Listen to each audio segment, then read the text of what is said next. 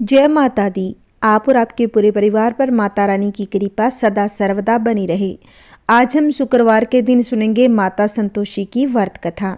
इसे आप पूरी श्रद्धा प्रसन्नचित मन से पूरा सुनना। जो भी भक्त इस कथा को सुनता है, माता रानी उसकी सभी मनोकामनाएं पूर्ण कर देती है। तो आइए सुनते हैं। एक बुढ़िया थी, उसके 7 बेटे थे।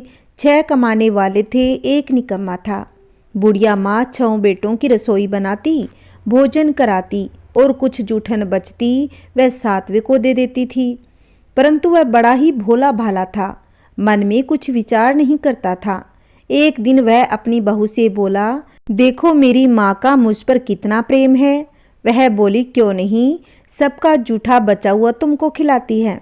वह बोला, ऐसा नहीं हो सकता, जब तक मैं अपनी आंखों से देख न लूँ मान नहीं सकता। बहू ने हंसकर कहा, देख लोगे तब तो मानोगे। कुछ दिन बाद बड़ा त्योहार आया। घर में 7 प्रकार के भोजन और चूरमा के लड्डू बने। वह जांचने को सिर दर्द का बहाना कर पतला कपड़ा सिर पर ओढ़कर रसोई में सो गया। वह कपड़े में से सब देखता रहा। 6 भाई भोजन करने आए। उसने देखा कि माँ ने उनके लिए सुंदर सुंदर आसन बिछाए, अनेक प्रकार की रसोई परोसी और आग्रह कर उन्हें जिमाया। वह देखता रहा। 6 भाई भोजन कर उठे तब माँ ने उनकी जूठी थालियों में से लड्डुओं के टुकड़ों को उठाकर एक लड्डू बना लिया। जूठन साफ कर बुढ़िया माँ ने उसे पुकारा, बेटा 6 भाई भोजन कर गए, अब तू ही बाकी है, उठने कब खाएगा। तब वह कहने लगा, माँ मुझे भोजन नहीं करना, मैं तो परदेश जा रहा हूँ। माँ ने कहा कि कल जाता हो तो आज ही चला जा। वह बोला, हाँ हाँ आज ही जा रहा हूँ। यह कहकर वह घर से निकल गया। चलते समय बहू की याद आई। वह गौशाला में कंडे थाप रही थी। जाकर बोला, मेरे पास तो कुछ नहीं है, यह अंगूठी है, सो ले ले और अपनी कुछ निशानी मुझे दे। वह बोली, मेरे पास क्या है, यह गोबर भरा हाथ है। इतना कहकर उसकी पीठ पर गोबर के हाथ की थाप मार दी और वह चल दिया। चलते चलते दूर देश में जा पहुंचा। वहाँ एक साहूकार की दुकान थी। वह वहाँ पर जाकर कहने लगा कि भाई मुझे नौकरी पर रख लो। साहूकार को काम करने वाले की जरूरत थी। बोला कि रह जा। लड़के ने पूछा कि तनख्वाह क्या दोगे। साहूकार ने कहा कि काम देकर दाम मिलेंगे। अब साहूकार की नौकरी मिली। वह सुबह 7 बजे से रात तक 10 बजे तक नौकरी पर जाने लगा। कुछ ही दिनों में दुकान का लेन देन, हिसाब किताब, ग्राहकों को माल बेचना, सारा काम करने लगा। साहूकार के 7-8 नौकर थे। वे सब चक्कर खाने लगे, यह तो बहुत ही होशियार बन गया है। सेठ ने भी काम देखा और 3 महीने में ही उसे आधे मुनाफे का साझीदार बना लिया। वह कुछ वर्ष में नामी सेठ बन गया और मालिक सारा कारोबार उस पर छोड़कर बाहर चला गया। अब बहू पर क्या बीती वो भी सुनो। सास ससुर उसे दुख देने लगे। सारी गृहस्थी का काम करा के उसे लकड़ी लेने जंगल भेजते। इस बीच घर के आटे से जो भूसी निकलती उसकी रोटी बनाकर रख दी जाती और फूटे नारियल की नरेली में पानी। इस तरह दिन बीतते रहे। एक दिन वह लकड़ी लेने जा रही थी। रास्ते में बहुत सी स्त्रियां संतोषी माता का व्रत करती दिखाई दी। वह वहाँ खड़ी होकर कथा सुनने लगी और पूछा कि बहनों, तुम किस देवता का व्रत करती हो और इसके करने से क्या फल मिलता है? इस व्रत को करने की क्या विधि है? यदि तुम अपने इस व्रत का विधान मुझे समझाकर कहोगी तो मैं तुम्हारा बड़ा ही एहसान मानूंगी।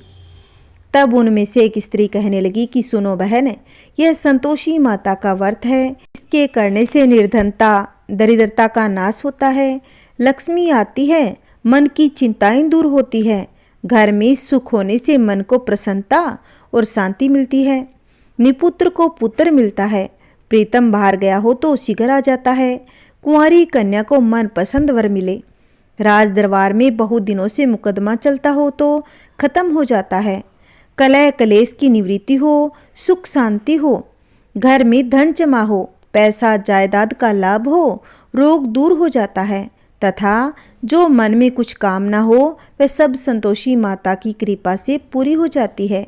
इसमें कोई संदेह नहीं। वह पूछने लगी, यह व्रत कैसे किया जाए, यह भी बताओ तो बड़ी कृपा होगी।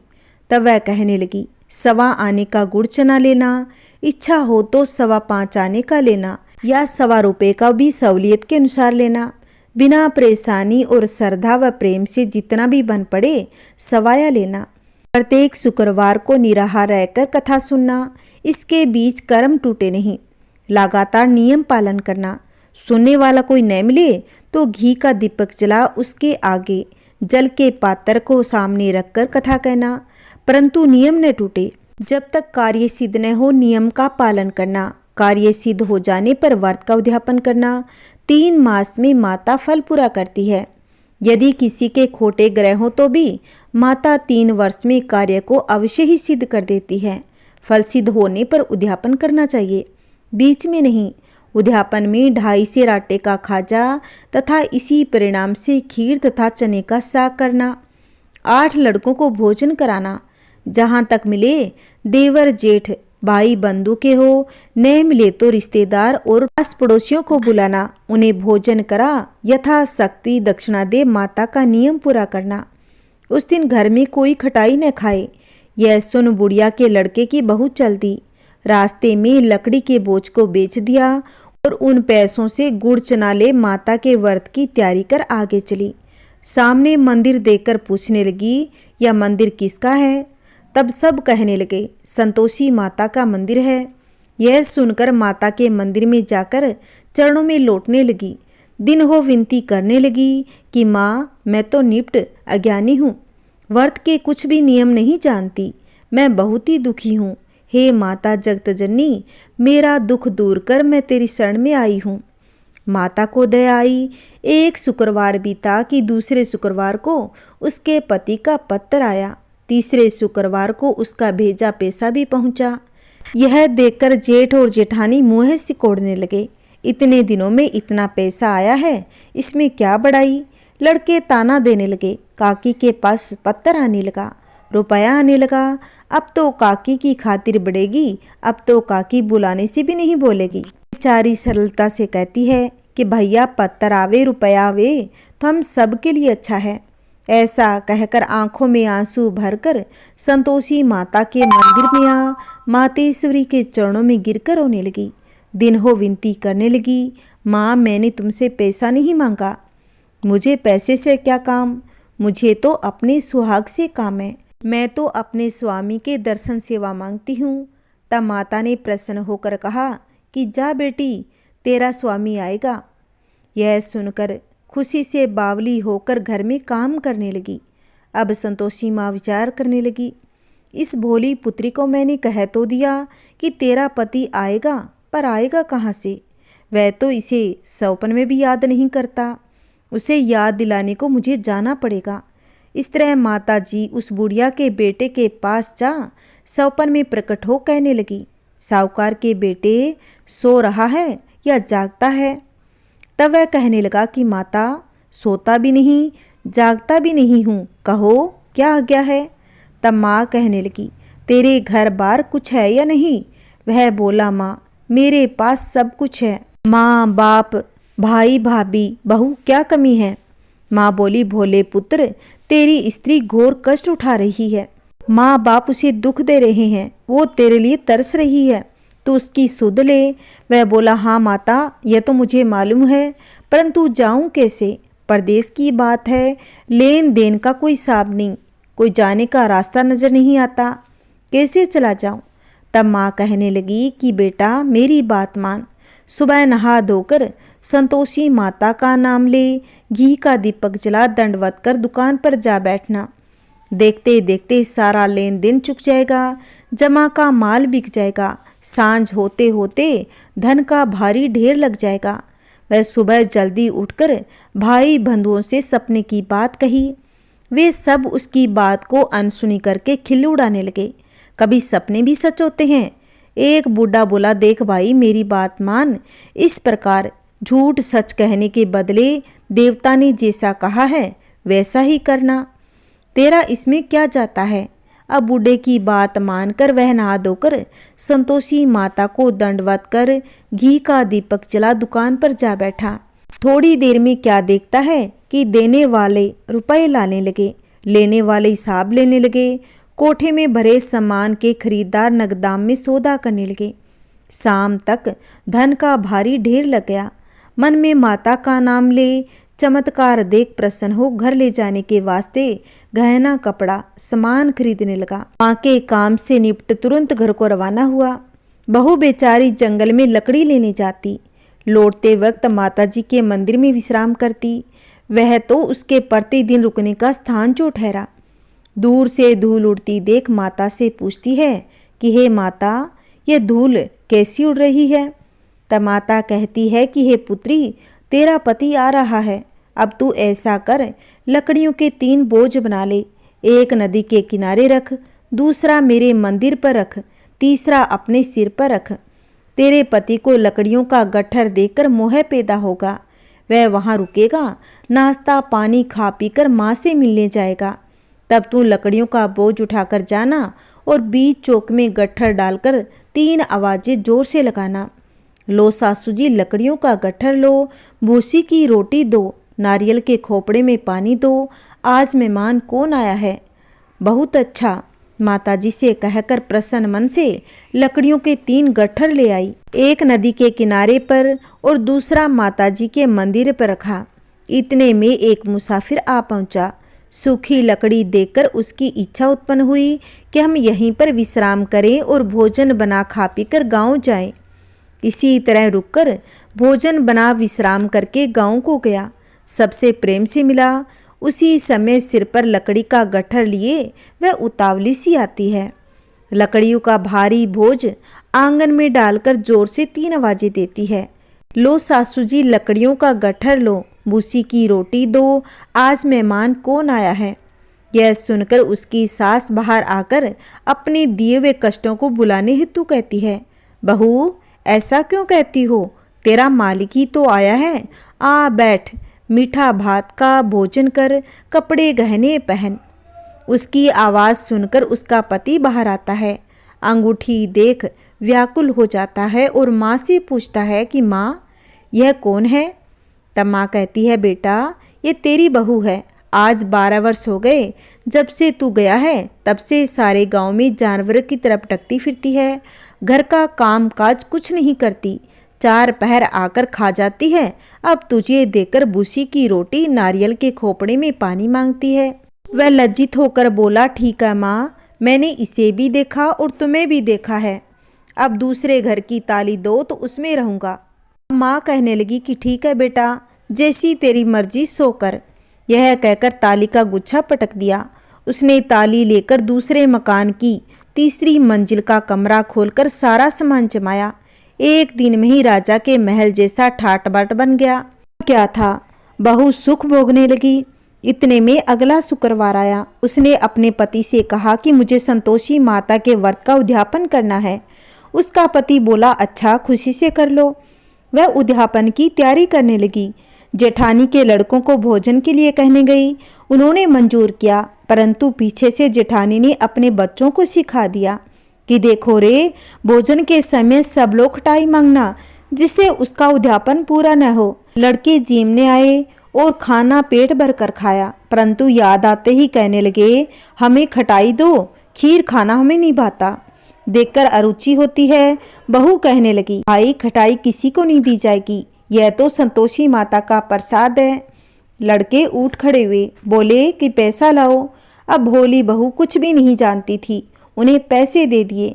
लड़के उसी समय हट करके इमली ला खटाई खाने लगे। यह देखकर बहू पर माताजी ने कोप कर दिया। राजा के दूत उसके पति को पकड़कर ले गए। जेठ जेठानी मन माने वचन कहने लगे। लूट लूट कर धन इकट्ठा कर लाया था, अब मालूम पड़ेगा जब जेल की मार खाएगा। बहू से यह वचन सहन नहीं हुए। रोती रोती माता के मंदिर में गई और कहने लगी, हे माता, तुमने क्या किया? हंसाकर अब क्यों रुलाने लगी? माता बोली, बेटी तूने उद्यापन करके मेरा व्रत भंग किया है, इतनी जल्दी सब बातें भुला दी। वह कहने लगी, माता भूली तो नहीं, ने कुछ अपराध किया, मैंने तो भूल में लड़कों को पैसे दे दिए, मुझे क्षमा करो माँ। माँ मैं फिर से तुम्हारा उद्यापन करूंगी। माँ बोली कि अब भूल मत करना। वह कहती है, अब भूल नहीं होगी माँ, अब बताओ वे कैसे आएंगे? माँ बोली, जा पुत्री, तेरा पति तुझे रास्ते में आता मिलेगा। वह निकली, राह में पति आता मिला। वह पूछती है, तुम कहाँ गए थे? तब वह कहने लगा, इतना धन जो कमाया उसका टैक्स राजा ने मांगा था, वही भरने गया था। वह प्रसन्न होकर बोली, भला हुआ, अब घर को चलो। घर गए। कुछ दिन बाद फिर शुक्रवार आया। वह बोली, मुझे फिर माता का उद्यापन करना है। पति ने कहा, करो। बहू फिर जेठ के लड़कों को भोजन के लिए कहने गई। जेठानी ने एक दो बातें सुनाई और सब लड़कों को सिखाने लगी, तुम सब लोग पहले ही खटाई मांगने लगना। लड़के भोजन से पहले कहने लगे, हमें खीर नहीं भाता, हमारा जी बिगड़ता है, कुछ खटाई खाने को दो। वह बोली, खटाई किसी को नहीं मिलेगी, खाना हो तो खाओ। वह ब्राह्मण के लड़के लाकर भोजन कराने लगी। यथाशक्ति दक्षिणा की जगह एक एक फल उन्हें दिया। संतोषी माता प्रसन्न हुई। माता की कृपा होते ही 9वें मास में उसके चंद्रमा के समान सुंदर पुत्र उत्पन्न हुआ। पुत्र को पाकर प्रतिदिन माताजी के मंदिर को जाने लगी। अब माँ ने सोचा कि वह रोज आती है, आज क्यों न मैं इसके घर चलूं, इसका आसरा देखूं तो सही। यह विचार कर माता ने भयानक रूप बनाया।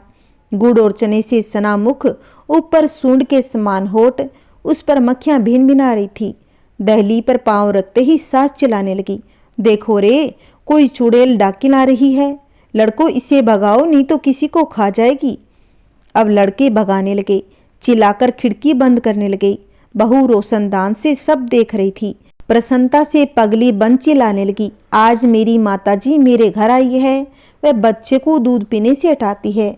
इतने में सास का क्रोध फूट पड़ा। बोली, रानी से देखकर कैसी उतावली हुई है, जो बच्चे को पटक दिया। इतने में माँ के प्रपास से जहाँ देखो वहाँ लड़के ही लड़के नजर आने लगे। वह बोली, माँ जी, मैं जिसका व्रत करती हूँ यह वही संतोषी माता है। इतना कहकर झट से सारी किवाड़ खोल देती है। सबने माताजी के चरण पकड़ लिए और विनती कर कहने लगे, हे माता, हम तो मूर्ख हैं, अज्ञानी हैं, तुम्हारी व्रत की विधि हम नहीं जानते। व्रत भंग कर हमने बड़ा अपराध किया है। जग माता, आप हमारा अपराध क्षमा करो। इस प्रकार माता प्रसन्न हुई। माता जैसे बहू पर प्रसन्न हुई वैसे सभी पर प्रसन्न हो। जैसा बहू को फल दिया वैसा माता सबको दे। कहानी कहते कहानी सुनते हुंकार भरते सबके घर में सुख शांति बनी रहे। सबके घर में माता जी की कृपा हमेशा बनी रहे। आइए भक्तों, अब हम सुनेंगे शुक्रवार संतोषी माता की आरती। जय संतोषी माता मैया, जय संतोषी माता, अपने सेवक जन की, अपने सेवक जन की सुख संपत्ति दाता। जय संतोषी माता।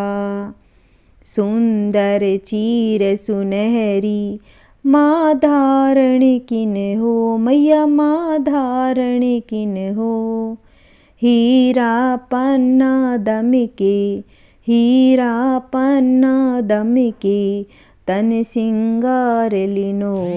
जय संतोषी माता। गेरू लाल छटा छवि, बदन कमल सोहे, प्रभु बदन कमल सोहे। मंद हस्त करुणामयी, मंद हस्त करुणामयी, त्रिभुवन जन मोहे। जय संतोषी माता। स्वर्ण सिंहासन बैठी, चमर ढूंढे प्यारे, मैया चमर ढूंढे प्यारे। धूप दीप मधुमेवा, धूप दीप मधुमेवा, भोग धरे न्यारे। जय संतोषी माता। गुड़ अरु चना परम प्रिय, तामे संतोष कियो, मैया तामे संतोष कियो।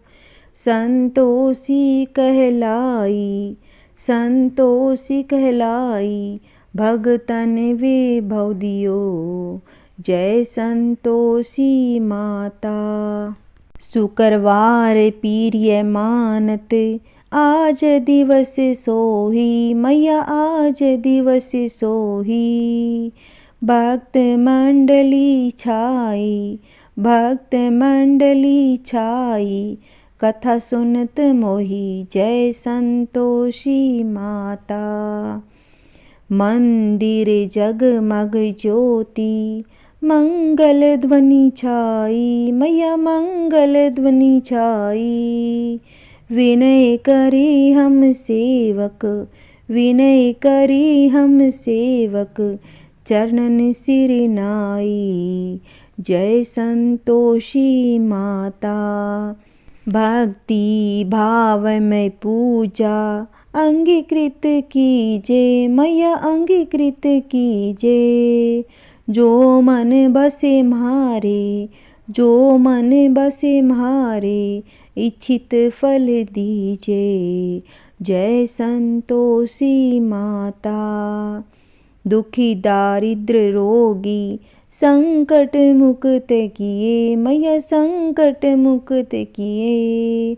बहुधन धान्य भरे घर, बहुधन धान्य भरे घर, सुख सौभाग्य दिए, जय संतोषी माता। ध्यान धरे जो तेरा, वांछित फल पायो, मैया वांछित फल पायो। पूजा कथा श्रवण कर, पूजा कथा श्रवण कर, घर आनंद आयो, जय संतोषी माता। चरण गहे की लज्जा रखियो, जय जगदम्बे, मैया जय जगदम्बे। संकट तू ही निवारे, संकट तू ही निवारे, दयामयी अम्बे, जय संतोषी माता। संतोषी माता की आरती जो कोई जन गावे, मैया जो कोई जन गावे। रिद्धि सिद्धि सुख संपत्ति, रिद्धि सिद्धि सुख संपत्ति, जी भर के पावे, जय संतोषी माता। अपने सेवक जन की सुख संपत्ति दाता, जय संतोषी माता, मैया जय संतोषी माता। बोलिए संतोषी माता की जय, बोलिए वैभव लक्ष्मी माता की जय, बोलिए समस्त देवी देवताओं की जय। अगर आपको मेरी वीडियो अच्छी लगी है तो इस वीडियो को ज़्यादा से ज़्यादा शेयर करें, लाइक करें और कमेंट में जय माता दी अवश्य लिखना। अगर आपने अभी तक मेरे चैनल को सब्सक्राइब नहीं कर रखा है तो प्लीज़ मेरे चैनल को सब्सक्राइब करें, जिससे आपको आने वाली वीडियो की नोटिफिकेशन मिलती रहेगी। आपका एक एक लाइक और कमेंट हमारे लिए बहुत ही महत्वपूर्ण है। आप वीडियो देखने के बाद लाइक और कमेंट अवश्य कीजिएगा। जय माता दी।